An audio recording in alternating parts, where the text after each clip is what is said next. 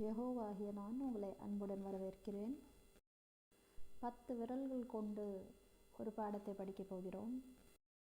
ஒவ்வொரு விரலும் ஒவ்வொரு வேலை செய்ய தேவையானவை.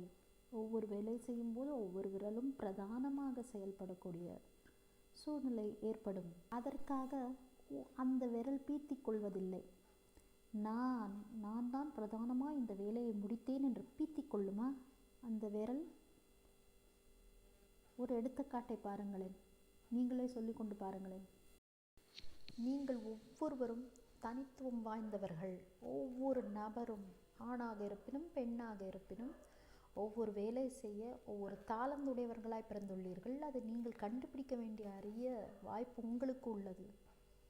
அதை நீங்கள் செவ்வனே செய்யும்போது உலகம் உங்களை பாராட்டும். நீங்கள் பாராட்டிக் கொள்ள தேவையில்லை, நீங்கள் பீத்திக் கொள்ள தேவையில்லை, நான் என்று முற்படவும் தேவையில்லை.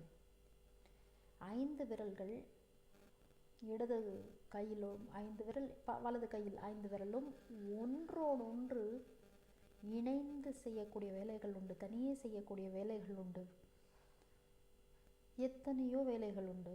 இதையெல்லாம் ஒவ்வொரு நாளாக நீங்கள் சிந்தித்து பார்ப்பீர்களானால் உங்களுக்கு ஒரு வாரம் பத்தாது.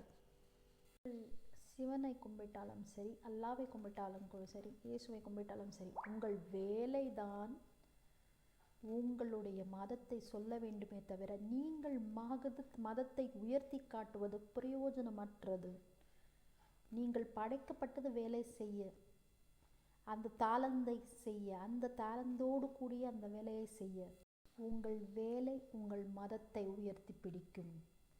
நீங்கள் அதை பிடிப்பீர்களானால் அது உங்களுக்கு மதமாகவே இருக்குமே தவிர உண்மையான அன்பு அதில் இருக்காது. நீங்கள் எதற்காக பிடிக்கப்பட்டீர்களோ அதை செய்யும்படி பின்தொடர்ந்து கடவுளை பின்தொடர்ந்து போகுங்கள். யாராக இருந்தாலும் சரி, உங்கள் வேலையே பாதி நாள் உங்கள் மதத்தை பற்றி சொல்லும். நீங்கள் என்ன செய்கிறீர்கள் என்பதை உங்கள் மனமானது உங்கள் மதத்தை உயர்த்தும். எந்த வேலை செவனே செய்கிறீர்களோ அந்த வேலை உங்களை இழிவுபடுத்தாது காத்துக்கொள்ளுங்கள். நீங்கள் உங்கள் மதத்தை பற்றி பேசுவதை காட்டிலும் உங்கள் நடக்கையே அதிகம் வலுவுள்ளதாக இருக்கிறது.